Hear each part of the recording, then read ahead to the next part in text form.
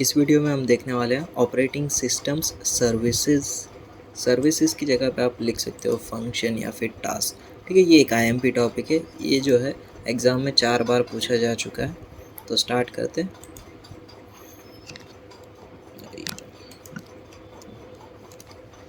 Okay, तो हमने starting में डेफिनेशन पढ़ी थी। उसमें क्या लिखा था कि manages the hardware resources and provide the various services to the user. तो ये हमारी डेफिनेशन थी ऑपरेटिंग सिस्टम की, जिसके अंदर ये पॉइंट था ना, प्रोवाइड द वेरियस सर्विसेज। तो वो सर्विसेज क्या थी तो वो देखना है। तो पहली सर्विस है प्रोग्राम डेवलपमेंट। ठीक है, ऑपरेटिंग सिस्टम का यूज़ करके आप जो भी आपके प्रोग्राम एडिटर सॉफ्टवेयर है वो इंस्टॉल करके आप आपके प्रोग्राम एडिट डीबग कर सकते हो। It provides the editors debuggers to assist help the programmer in creating programs. Okay, second है प्रोग्राम एग्जीक्यूशन। ये जो हमारा प्रोग्राम बना है उसे एग्जीक्यूट करने का एनवायरनमेंट भी ओएस प्रोवाइड करता है। Following task need to be perform to execute a program. Instruction and data must be loaded into the main memory. जो भी आप प्रोग्राम क्रिएट करोगे वो मेन मेमोरी में लोड होगा थ्रू ओएस। और IO device and file must be initialized, यानी जो हमारा आईओ डिवाइस और फाइल जो है वो इनिशियलाइज्ड होना चाहिए ताकि जो प्रोग्राम जो एग्जीक्यूट हुआ है वो इनपुट ले सके या फिर आउटपुट डिस्प्ले कर सके। फिर है the OS handles all this duties for the user. यहाँ पे ये हमारी सैम्पल डॉट सी करके एक फ़ाइल थी। तो यहाँ पे क्या होगा, ये हमने कंपाइलर रन किया। कंपाइलर से क्या होगा, वो कंपाइलेशन के स्टेट में चले जाएगा। फिर ये सैम्पल डॉट ओबीजे फाइल में कन्वर्ट हो जाएगी, यानी उसकी जो भी कंपाइल की फ़ाइल होगी वो, और जो आपने हेडर फाइल्स यूज़ की होगी वो यहाँ पे कैलकुलेट होकर EXE फाइल में कन्वर्ट हो जाएगा, यहाँ पे सैम्पल डॉट EXE। फिर आप इसे रन करोगे तो फिर ये जाएगा प्रोसेसर में। फिर प्रोसेसर जो है एग्जीक्यूट करके हमें आउटपुट प्रोवाइड करेगा। और अगर यहाँ पे कोई एरर है तो फिर वो यहाँ पे हमें शो करेगा कि यहाँ पे ये लाइन पर एरर है। थर्ड है हमारा access to the IO devices या फिर resource allocation. A running program may require input output which may involve a file or input output device। ठीक है, आप कोई भी प्रोग्राम रन कर रहे हो और उसमें आपने अगर स्कैनर यूज़ किया है तो आप उसमें इनपुट दोगे। ठीक है, वो इनपुट देने के बाद जो भी आपका रिज़ल्ट है वो आउटपुट डिस्प्ले होगा। तो उसके अंदर क्या हो रहा है, यहाँ पे आईओ डिवाइस जो है वो एक्सेस हो रहा है। तो ये काम भी किसका है, ऑपरेटिंग सिस्टम का है। For efficiency and protection user can not control the IO devices directly. यहाँ पे प्रोटेक्शन और एफिशिएंसी की वजह से यहाँ पे यूज़र के पास जो है आईओ डिवाइस का एक्सेस नहीं होगा, वो सिर्फ होगा ऑपरेटिंग सिस्टम के पास। The OS controls this IO devices and provides to program as per requirement. जैसी प्रोग्राम की रिक्वायरमेंट रहेगी उसके अकॉर्डिंग वो आईओ डिवाइस उसे एलोकेट करेगा, रिसोर्स एलोकेट जैसा। मेमोरी मैनेजमेंट, तो यहाँ पे जो ऑपरेटिंग सिस्टम जो है वो हमें एकदम मस्त फॉर्म मैनेज करने के लिए देता है। यहाँ पर OS manages memory hierarchy. OS keeps the track of which part of memory area in use and free memory। तो यहाँ पे ये एक हमारी मेन मेमोरी है, उसमें ये पर्टिकुलर पोजीशन पर ये एक प्रोसेस रन हो रही है। तो यहाँ पे अभी ये प्रोसेस रन हो रही है।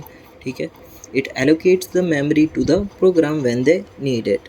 जब भी यहाँ पे अगर कोई प्रोग्राम आता है तो उसे वो मेमोरी एलोकेट करता है। देखो यहाँ पे P2 एक और प्रोग्राम 2 आया तो ये जो ऑपरेटिंग सिस्टम है वो मेमोरी असाइन कर देगा P2 को, ये वाली। ओके, और it D allocate the memory when the process is finishes execution. ठीक है, यहाँ पे अगर इसका काम ख़त्म हो जाता है तो फिर उसे वो डी एलोकेट कर देगा। तो ये था मेमोरी मैनेजमेंट, है ना। पांचवा है हमारा controlled access to the file. ठीक है, यहाँ पे हम फाइल को अलग अलग परमिशंस भी प्रोवाइड कर सकते हैं through OS. In case of file access OS provides a directory hierarchy. ये जो है वो डायरेक्टरी हायरार्की, यहाँ पे एक फ़ोल्डर है जिसके अंदर 3 सब फोल्डर्स है। यहाँ पर 2 फाइल्स है, यहाँ पर 2 फाइल और एक फ़ोल्डर है, और इसके अंदर कुछ सब फाइल्स है। तो इसके अंदर आप जो है मल्टीपल क्या कहते हैं ऑपरेशंस आप परफॉर्म कर सकते हो। और यहाँ पे जो आपकी फ़ाइल है उसे आप डिफरेंट परमिशन भी दे सकते हो, यानी ये जो फाइल्स है वो आपके अलावा और कोई एक्सेस ना कर सके। OS provides a various file handling command using which user can easily read, write and modify the file। ठीक है, ये कमांड्स का यूज़ करके आप रीड राइट कर सकते हो या फिर जिसके ऊपर आपको परमिशन देनी है कि आप एक्सेस नहीं कर सको तो उसमें आप मॉडिफाई यूज़ कर सकते हो। 6th है हमारा communication.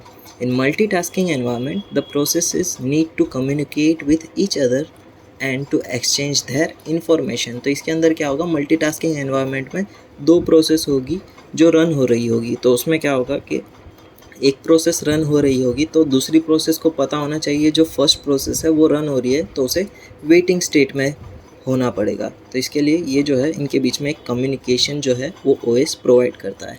Operating system performs the communication among various types of process in the form of shared memory. ये जो है आपने इंग्लिश के सब्जेक्ट में देखा होगा शायद, कम्युनिकेशन साइकिल वही है।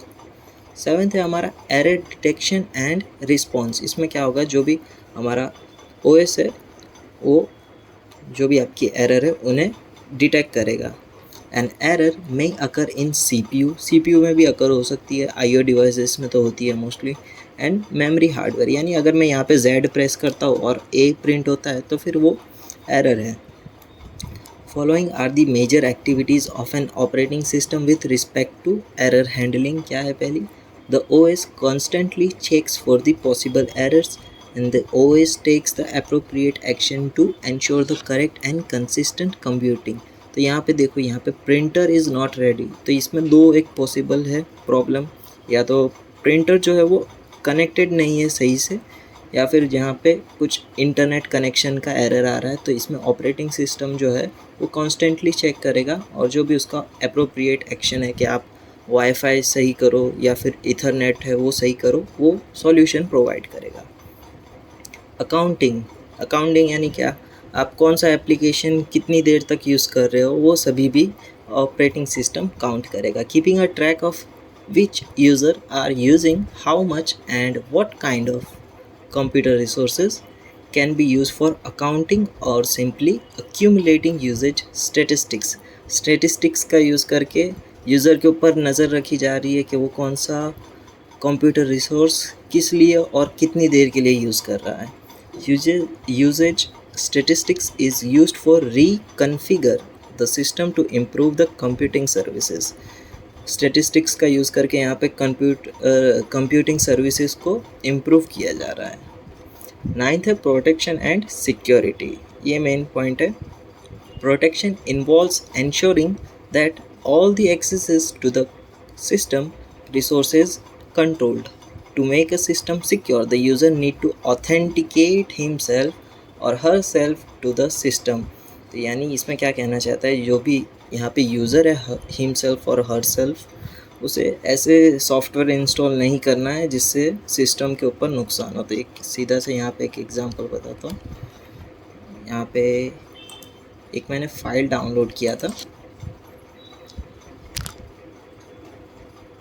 ये जो है ना oceanofgames.gty vice city zip, ये मैंने डाउनलोड किया था। अभी फिर जब मैंने इसके रिव्यू पढ़े, यानी मैंने जिस वेबसाइट पे से इसको डाउनलोड किया था मुझे नहीं पता था कि ये सही है या नहीं, ये ओशियन ऑफ गेम्स। जब इसके यहाँ पे रिव्यू पढ़े तब पता चला कि इसके अंदर जो है वो वायरस होता है। यहाँ पे लिखा है क्या, रन अ वायरस स्कैन, या डिलीट करो या फिर री इंस्टॉल करो किसी ट्रस्टेड वेबसाइट पर से। यहाँ पे लिखा है और कुछ, इट इज़ अ स्कैम। यहाँ पे लिखा है देखो, No, absolutely not. It has a lot of viruses and the main virus found in their files Avengers All-in-One। ठीक है, यहाँ पे ये वाली फ़ाइल जो है सेम इसके अंदर भी है। अभी जब मैं इसको रिस्टोर करूँगा ना और जब इसे एक्सट्रैक्ट करूँगा जिप के फॉर्म में ना एक्सट्रैक्ट करूँगा ना, तो यहाँ पे से एक मैसेज पॉपअप होगा कि threat has been found and threat has been quarantine. तो ये काम किसने किया, ऑपरेटिंग सिस्टम ने।